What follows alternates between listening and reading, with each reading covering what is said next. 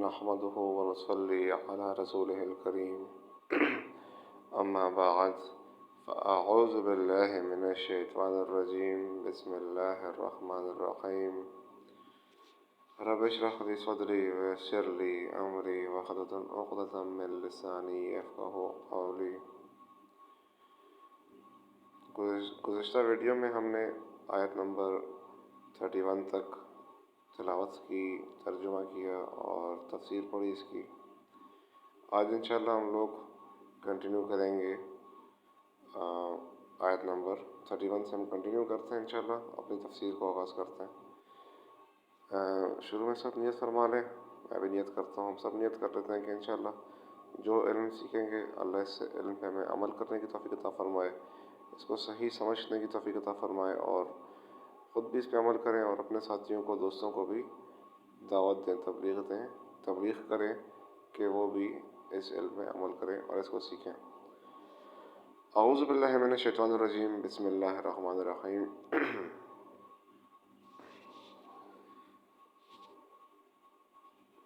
وَعَلَّمَ آدَمَ الْأَسْمَاءَ كُلَّهَا ثُمَّ عَرَضَهُمْ عَلَى الْمَلَائِكَةِ فَقَالَ أَنبِئُونِي بِأَسْمَاءِ هَؤُلَاءِ إِن كُنتُمْ صَادِقِينَ۔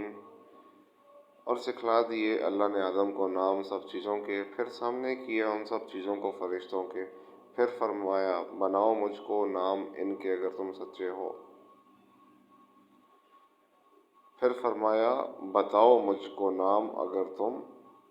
سچے ہو۔ اس کے بعد فرشتوں کو کچھ یہ ذکر ہو رہا ہے، تھوڑا میں آپ کو پس منظر بتا دوں۔ جب اللہ تعالیٰ نے ارادہ کیا نا کہ انسان کو پیدا کرنا ہے، انسان کو دنیا میں ایک مخلوق پیدا کرنی ہے جو انسان ہوگی، جو کہ اشرف المخلوقات ہوگی، تو فرشتوں کو ایک گمان آیا کہ ہم اللہ کی آلریڈی اتنی تسبیح کرتے ہیں، عبادت کرتے ہیں، تو انہوں نے اللہ سے بولا کہ یا اللہ جب ہم آپ کی تسبیح کر رہے ہیں، ہم آپ کی عبادت کر رہے ہیں، تو آپ کیوں ایک ایسی مخلوق بنانے جا رہے ہیں جو، کیونکہ فرشتوں کو یہ چیز معلوم ہو گئی تھی کہ ان کو اختیارات ملنے والے ہیں۔ یہ بات سمجھنا ضروری ہے کہ فرشتوں کے پاس اختیارات نہیں ہوتے۔ فرشتوں کو اب جس فرشتے کو اللہ نے بارش برسانے کا کام دیا تو وہ بارش برسا رہا ہے، جس فرشتے کو اللہ تعالیٰ نے روح قبض کرنے کا بولا ہے وہ روح قبض کر رہا ہے۔ حضرت جبرائیل علیہ السلام کا کام تھا میسج پہنچانا، تو وہ جو وحی ہوتی تھی تو حضرت جبرائیل علیہ السلام کے ذریعے ہوتی تھی، تو ان کے پاس اختیارات نہیں ہیں۔ تو جب فرشتوں کو یہ بات معلوم ہوئی کہ انسان کے پاس اختیارات بھی ہوں گے، تو ان کا گمان ایک طرح سے صحیح تھا، مطلب وہ اللہ تعالیٰ کی تخلیق کو چیلنج نہیں کر رہے تھے، بس وہ یہ کہہ رہے تھے کہ ہماری سمجھ سے باہر ہے یہ بات کہ یہ تو دنیا میں فساد کرے گا، مسئلے کھڑے کرے گا، تو ایسی مخلوق کو کیوں بنا رہے ہیں۔ تو اللہ تعالیٰ نے ان کو بتایا کہ تم نہیں جانتے جو میں جانتا ہوں، تمہارے پاس وہ علم نہیں ہے۔ ظاہری بات ہے فرشتوں کے پاس تو غیب کا علم نہیں ہوتا۔ تو اب یہ پس منظر تھا، تو اس کے بعد فرشتوں کو اس کا کچھ تفصیلی علم کرانے کے لیے ایک خاص واقعے کا اظہار کیا گیا کہ تم کائنات عالم کے نام اور ان کے خواص و آثار جن کے علم کی صلاحیت صرف آدم علیہ السلام ہی میں ودیت کی گئی تھی، فرشتوں کی فطرت و جبلت اس کے مناسب نہ تھی، یعنی وہی جو اختیار کی بات، سوچ سمجھ عقل وہ فرشتوں میں تو نہیں ہوتی، وہ سب آدم علیہ السلام کو سکھائے اور بتلائے گئے تھے۔ مثلاً دنیا کی نافع و مضر چیزیں اور ان کے خواص و آثار، ہر جاندار اور ہر قوم کے مزاج و طبع، یہ جو ہم زبانیں بولتے ہیں، اتنی ایجادات کرتے ہیں، فرشتے تو ایجاد نہیں کرتے ہیں، فرشتوں کو تو جو کام بتا دیا وہ کرتے ہیں بس۔ تو انسان کو دماغ دیا گیا، عقل دی گئی، اور ان کے آثار، ان چیزوں کے معلوم کرنے کے لیے طبیعت ملکیت متحمل نہیں۔ فرشتہ کیا جانے کہ بھوک کیا ہوتی ہے۔ ہاں ایک بات تو اختیارات کی ہم نے کر لی، دوسرا فرشتوں کو بھوک بھی نہیں لگتی، وہ بنے نور سے بنے ہوئے ہیں، روشنی سے بنے ہیں، تو بہت فرق ہے۔ پیاس کی تکلیف بھی نہیں ہوتی ان کو، نفسانی جذبات کا کیا اثر ہوتا ہے، کسی چیز سے نشہ کس طرح پیدا ہوتا ہے، سانپ اور بچھو کا زہر کس بدن پر کیا اثر کرتا ہے، فرشتوں کو تو یہ سب نہیں معلوم۔ غرض زمینی مخلوقات کے نام اور خواص و آثار کی دریافت فرشتوں کے مزاج اور مخصوص طبیعت سے بالکل علیحدہ چیز تھی۔ یہ علم صرف آدم ہی کو سکھلایا جا سکتا تھا، انہی کو سکھلایا گیا۔ پھر قرآن کی کسی تصریح یا اشارے سے یہ ثابت نہیں ہوتا کہ آدم علیہ السلام کو یہ تعلیم کسی تنہائی میں فرشتوں سے علیحدہ دی گئی، اس لیے ہو سکتا ہے کہ تعلیم سب کے لیے عام ہی ہو، مگر اس تعلیم سے فائدہ اٹھانا آدم علیہ السلام کی طبیعت میں تھا۔ وہ سیکھ گئے، فرشتوں کی فطرت میں نہ تھا، وہ نہ سیکھ سکے، اسی لیے یہاں تعلیم آدم کی طرف منسوب کیا گیا، اسی لیے یہاں تعلیم کو آدم کی طرف منسوب کیا گیا، اگرچہ یہ تعلیم فی نفس عام تھی، آدم اور ملائکہ دونوں کو شامل تھی، اور یہ بھی ہو سکتا ہے کہ ظاہری یا تعلیم کی صورت ہی عمل میں نہ آئی ہو، بلکہ آدم علیہ السلام کی فطرت میں ان چیزوں کا علم ابتدائے آفرینش سے ودیت کر دیا گیا ہو۔ جیسے بچہ ابتدائے ولادت میں ماں کا دودھ پینا جانتا ہے، بطخ کا بچہ تیرنا جانتا ہے، اس میں کسی ظاہری تعلیم کی ضرورت نہیں ہوتی۔ جیسے انسان چھوٹا بیبی ہوتا ہے، اس کی خوراک دودھ ہوتی ہے، کوئی بکری کا بچہ پیدا ہوتا ہے، وہ بھی مطلب نیچرلی اس کو مائنڈ میں یہ پروگرام کیا ہوتا ہے اللہ تعالیٰ نے کہ وہ اس کی خوراک دودھ ہے، تو یہ اس کے لیے کوئی تعلیم کی اسے ضرورت نہیں ہوتی۔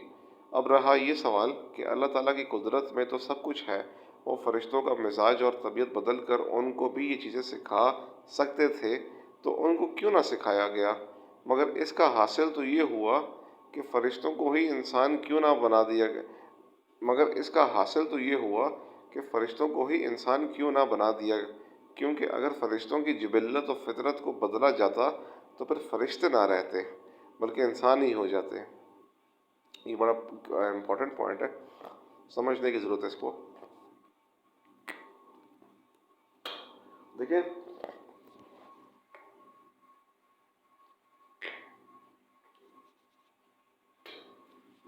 معذرت،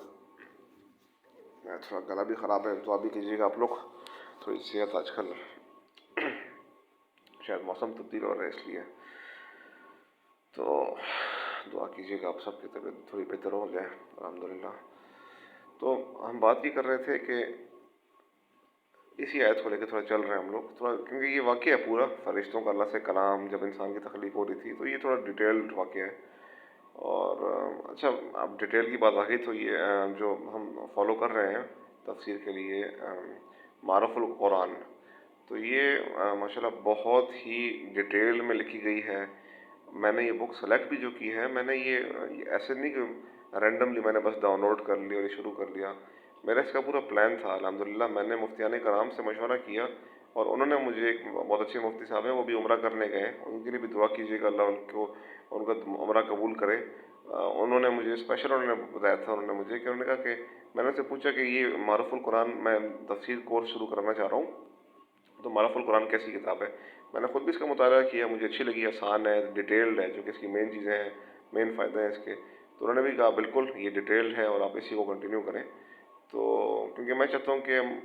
آپ لوگ ماشاءاللہ سن رہے ہیں، دیکھ رہے ہیں، تو آپ کو بھی بہت اچھا علم حاصل ہو، اور جتنا اچھا علم ملے گا آپ کو اتنا اس پہ عمل کریں گے انشاءاللہ، اور دوسروں کو بھی دعوت تبلیغ کریں گے۔ تو اب یہ واقعی کی ہم بات کر رہے ہیں کہ انسان کی جو تخلیق تھی وہ ایک بہت ایک گولڈن پیریڈ تھا، گولڈن ٹائم تھا۔ اس ٹائم فرشتوں نے اللہ سے کیا کلام کیا، کیا اللہ نے حکم دیا، سجدے کا حکم دیا، کس نے سجدہ کیا، کس نے نہیں کیا، تو یہ ہم اسی کی اسٹیپ بات کر رہے ہیں۔ تو سوال یہ پیدا ہوتا ہے کہ جب فرشتوں نے یہ گمان کیا، اللہ سے سوال کیا، تو اللہ نے بولا کہ بھائی تمہیں ان چیزوں کا نہیں پتہ جو میں جانتا ہوں۔ فرشتوں کو بھوک کا نہیں پتہ ہوتا، تو اگر اس میں اشکال اکثر لوگ یہ کرتے ہیں، سوال کرتے ہیں کہ کیا اگر یہ چیز فرشتوں میں ٹرانسفر کر دی جاتی، اختیارات کا ہونا، ان کو بھی بھوک لگتی، ان کو بھی پیاس لگتی، تو بھائی پھر تو یہ فرق ہی نہ رہتا نا،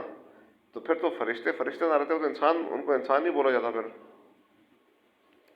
خلاصہ یہ ہے کہ زمینی مخلوقات کے اسماء اور ان کے خواص و آثار کا آدم علیہ السلام کو علم دیا گیا، جو فرشتوں کے بس میں نہیں تھا، اور پھر ان مخلوقات کو فرشتوں کے سامنے کر کے سوال کیا گیا کہ اگر تم اپنے اس خیال میں سچے ہو کہ ہم سے زیادہ کوئی مخلوق علم اور افضل پیدا نہیں ہوگی، یہ کہ زمین کی خلافت و نیابت کے لیے فرشتے بنسبت انسان کے زیادہ موزوں ہیں، تو ان چیزوں کے نام اور خواص بتلاؤ جن پر خلیفہ زمین کو حکومت کرنا ہے۔ یہاں سے یہ فائدہ بھی حاصل ہو گیا کہ حاکم کے لیے ضروری ہے کہ اپنی محکوم رعایا کے مزاج و طبائع سے، یعنی ان کی نیچر سے، ان کے مزاج سے اور ان کے خواص و آثار سے پورا واقف ہو، اس کے بغیر وہ ان پر عدل و انصاف کے ساتھ حکمرانی نہیں کر سکتا۔ جو شخص یہ نہیں جانتا کہ بھوک سے کیسی اور کتنی تکلیف ہوتی ہے، اگر اس کی عدالت میں کوئی دعویٰ کسی کو بھوکا رکھنے کے متعلق پیش ہو تو وہ اس کا فیصلہ کیا اور کس طرح کرے گا؟ ظاہر سی بات ہے، اگر ایک شخص کو بھوک نہیں لگتی، جج صاحب کو پتہ ہی نہیں ہے بھوک کیا ہوتی ہے، اور ان کے سامنے کیس آتا ہے کہ فلانے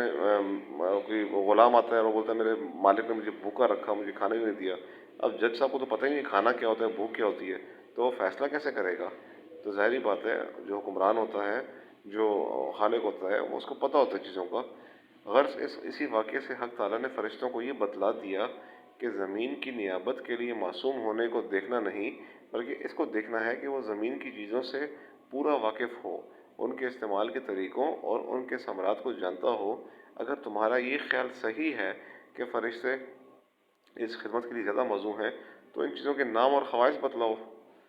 فرشتوں کا فرشتوں کا اظہار رائے چونکہ کسی اعتراض یا فخر و غرور یا اپنا استحقاق جتلانے کے لیے نہیں، بلکہ محض اپنے خیال کا اظہار ایک نیاز مند خادم کی طرح اپنی جسٹ انہوں نے اظہار کیا اپنی ایک خیال کی طرح اپنی خدمات پیش کرنے کے لیے تھا، اس لیے فوراً بول اٹھے،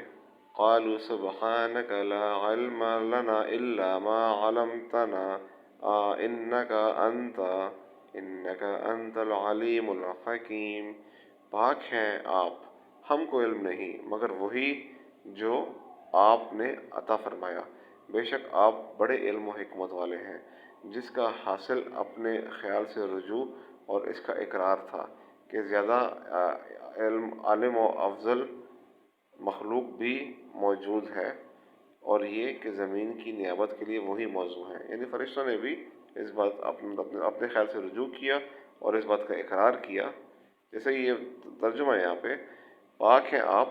اللہ کو فرما رہے ہیں کہ اللہ تعالیٰ پاک ہیں، ہم کو علم نہیں، یعنی فرشتے خود کہہ رہے ہیں کہ ہمیں علم نہیں مگر وہی جو آپ نے عطا فرمایا۔ اور ظاہری بات ہے، جو اللہ ہمیں علم عطا فرماتا ہے یا جو اللہ نے فرشتوں کو علم عطا فرمایا، تو ہمارے پاس بھی وہی علم ہے جو اللہ نے ہمیں علم دیا، فرشتوں کے پاس بھی وہی علم ہے جو فرشتوں کو اللہ نے علم دیا۔ ہاں، انسان کو اللہ نے اختیار دیا، فرشتوں کو اللہ نے اختیار نہیں دیا۔ اس لیے انسان کو ون آف دا ریزن ہے کہ انسان اشرف المخلوقات ہے، زیادہ فضیلت ہے فرشتوں سے۔ اب وہ اس کے اوپر ہے کہ وہ کس طرح اختیار کا استعمال کرتا ہے، کیا اس اختیار کو استعمال کر کے ہم لوگ اپنی دنیا کو جنت بنا لیں اور آخرت کو بھی جنت بنا لیں، یا اس اختیار کو غلط استعمال کر کے انسان اپنی آخرت کو ہمیشہ کے لیے برباد کر دے دنیا کے چند دنوں کے فائدے کے لیے۔ تو یہ سب انسان کے ہاتھ میں ہے۔ تو فرشتے فرما رہے ہیں کہ ہم کو تو پتہ ہی نہیں، ہم کو علم نہیں مگر وہی جو آپ نے عطا فرمایا، بے شک آپ بڑے علم و حکمت والے ہیں۔ جس کا حاصل اپنے خیال سے رجوع اور اس کا اقرار تھا کہ زیادہ علم و افضل مخلوق بھی موجود ہے، اور یہ کہ زمین کی نیابت کے لیے یا زمین کی یعنی اللہ تعالیٰ کا نائب بننے کے لیے وہی موضوع ہے۔ دوسرا سوال اس جگہ یہ ہے کہ فرشتوں کو اس کی کیسے خبر ہوئی کہ انسان خون ریزی کرے گا؟ کیا انہیں علم غیب تھا؟ یا محض اٹکل اور تخمینہ سے انہوں نے یہی سمجھا تھا؟ کیونکہ فرشتوں نے اللہ تعالیٰ سے یہ اس بات کا اظہار کیا تھا، اپنے خیال کا اظہار کیا تھا کہ اللہ آپ ایسی مخلوق بنا رہے ہیں کہ جو دنیا میں خون ریزی کرے گی، فساد مچائے گی۔ تو سوال تو بنتا ہے کہ فرشتوں کو کیسے معلوم تھا کہ بھئی اللہ نے جو نئی مخلوق بنائی ہے، کیونکہ ابھی تک تو وہ مخلوق دنیا میں نازل نہیں ہوئی، تو انہوں نے کیسے یہ چیز پریڈکٹ کر لی کہ دنیا میں یہ فساد کرے گا؟ وہ یہ بھی بول سکتے تھے کہ دنیا میں بالکل فساد نہیں کرے گا، بہت اچھے کام کرے گا۔ تو how come they know it, انہیں کیسے پتہ چلا؟ اس کا جواب جمہور علماء اور جمہور جو تحقیق کرتے ہیں محققین، ان کے نزدیک یہ ہے کہ اللہ تعالیٰ نے ہی ان کو انسان کے حالات اور اس کے ہونے والے معاملات بتلا دیے تھے۔ جیسا کہ بعض آثار میں ہے کہ جب اللہ تعالیٰ نے فرشتوں سے آدم علیہ السلام کو خلیفہ زمین بنانے کا ذکر فرمایا تو فرشتوں نے اللہ تعالیٰ ہی سے اس کا خلیفہ کا حال دریافت کیا۔ اللہ سبحانہ و تعالیٰ ہی ان کو اللہ سبحانہ و تعالیٰ نے ان کو جو بتلایا، یعنی جو اس ٹائم ٹرانسفرنگ آف نالج تھی، ان کی جو ڈسکشن تھی، اس سے فرشتوں کو تعجب ہوا کہ جب انسان کا یہ حال ہے کہ وہ فساد و خون ریزی بھی کرے گا تو اس کو نیابت یا زمین کے لیے منتخب فرمانا کس حکمت پر مبنی ہے؟ اس کا جواب تو حضرت حق جل شانہ کی طرف سے آدم علیہ السلام کے علمی تفوق کا اظہار فرما کر دے دیا گیا۔ اور فساد و خون ریزی سے جو شبہ اس کے استحقاق نیابت پر کیا گیا تھا، اس کا جواب انی اعلم ما لا تعلمون میں اجمالاً دے دیا گیا ہے، جس میں اشارہ ہے کہ جس چیز کو تم نیابت و خلافت کے منافی سمجھ رہے ہو، در حقیقت وہی اس کی اہلیت کا سب سے بڑا سبب ہے، کیونکہ نیابت زمین کی ضرورت ہے ہی رفع فساد کے لیے ہے۔ جہاں فساد نہ ہو وہاں خلیفہ اور نائب بھیجنے کی ضرورت ہی نہیں۔ یعنی جہاں پہ اللہ تعالیٰ نے اس میں پوائنٹ یہ ہے کہ جب دنیا میں فساد ہی نہ ہو تو اللہ اپنا خلیفہ اور نائب بنا کے کسی کو کیوں بھیجے؟ جب سب کچھ صحیح جا رہا ہوگا تو پھر تو آپ کو کوئی اتھارٹی نہیں چاہیے، آپ کو امبیسڈر بھی نہیں چاہیے، وہاں خلیفہ اور نائب بھیجنے کی ضرورت ہی نہیں۔ غرض یہ بتلا دیا گیا کہ منشاء الہی یہ ہے کہ جس طرح اس نے ایک ایسی مقدس معصوم مخلوق فرشتے پیدا کر دیے جس سے کسی گناہ خطا کا گناہ ہو ہی نہیں سکتا، اور جس طرح اس نے شیاطین پیدا کیے جن میں نیکی اور بھلائی کی صلاحیت نہیں، اسی طرح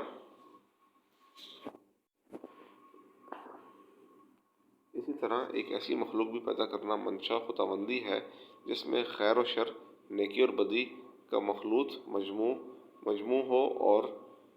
جس میں خیر و شر کے دونوں جذبات ہوں، اور جذبات شر کو مغلوب کر کے میدان میں آگے بڑھے اور رضا خداوندی کا خلوت حاصل کرے، یعنی اللہ تعالیٰ کو خوش کرے، اللہ تعالیٰ کو راضی کرے اپنے نیک اعمال کے ذریعے۔ واضح لغت خود حق تعالیٰ ہیں۔ اس قصے آدم علیہ السلام اور تعلیم اسماء کے واقعے سے یہ بھی ثابت ہو گیا کہ زبان اور لغت کے اصل واضح خود حق سبحانہ و تعالیٰ ہی کو واضح لغت قرار دیا ہے۔ آدم علیہ السلام کا تفوق فرشتوں پر اس واقعے میں قرآن حکیم کے یہ بلیغ الفاظ بھی قابل نظر ہیں کہ جب فرشتوں کو خطاب کر کے فرمایا کہ ان چیزوں کے نام بتلاؤ، لفظ ارشاد فرمایا گیا کہ مجھے بتلاؤ، اور جب آدم علیہ السلام کو اسی چیز کا خطاب ہوا تو لفظ فرمایا گیا، یعنی آدم علیہ السلام کو حکم ہوا کہ فرشتوں کو یہ اسماء بتلائیں۔ اس طرز بیان کے فرق سے واضح ہو گیا کہ آدم علیہ السلام کو معلم درجہ دیا گیا اور فرشتوں کو طالب علم کا، جس میں آدم علیہ السلام کو فضیلت و تفوق کا ایک اہم صورت سے اظہار کیا گیا۔ اس واقعے سے یہ بھی معلوم ہوا کہ فرشتوں کے علوم میں بھی کمی اور زیادتی ہو سکتی ہے، کیونکہ جس چیز کا ان کو علم نہیں تھا، آدم علیہ السلام کے ذریعے ان کو بھی ان چیزوں کا اجمالی طور پر کسی نہ کسی درجے میں علم دے دیا گیا۔ قالوا سبحانك لا علم لنا الا ما علمتنا انك انت العلیم الحکیم۔ بولے پاک ہے تو، ہم کو معلوم نہیں مگر جتنا تو نے ہم کو سکھلایا، بے شک تو ہی ہے اصل جاننے والا، حکمت والا۔ اور جس وقت حکم دیا ہم نے سب فرشتوں کو اور جنوں کو بھی، جیسا کہ بعض روایات میں حضرت ابن عباس سے منقول ہے کہ اگر ان سب کو یہ حکم دیا گیا کہ سجدے میں گر جاؤ آدم کے سامنے، سو سب سجدے میں گر پڑے بجز ابلیس کے کہ اس نے کہا نہ مانا اور غرور میں آ گیا اور ہو گیا کافروں میں۔ اللہ تعالیٰ نے حکم دیا سب فرشتوں کو، سب جنوں کو کہ سجدہ کرو آدم علیہ السلام کو، جو میری نئی تخلیق ہے۔ سب نے سجدہ کیا سوائے ابلیس کے، سوائے شیطان کے۔ کیوں؟ وہ غرور میں آ گیا تھا، اس نے بولا میں آگ سے بنا ہوں، یہ مٹی سے بنا ہے، اور تکبر میں آ گیا، تو جس کی وجہ سے انہوں نے شیطان نے سجدہ نہیں کیا۔ نیکسٹ ویڈیو میں انشاءاللہ ہم لوگ آیت نمبر 33 سے ترجمہ و تفسیر شروع کریں گے۔ ویڈیو دیکھنے کا بہت شکریہ۔ اللہ پاک آپ کو جزائے خیر دے۔ اللہ ہم سب کو صحیح اللہ کرے، اللہ ہم نے جو علم سیکھا، اللہ اس کو ہمیں صحیح سمجھنے کی توفیق عطا فرمائے، اور اس کو اپنی زندگی میں امپلیمنٹ کرنے کی توفیق عطا فرمائے، اور دوسروں کو ہم اللہ توفیق دے ہمیں کہ ہم دوسروں کو اس کی دعوت و تبلیغ کر سکیں۔ جزاک اللہ خیر۔ السلام علیکم ورحمۃ اللہ وبرکاتہ۔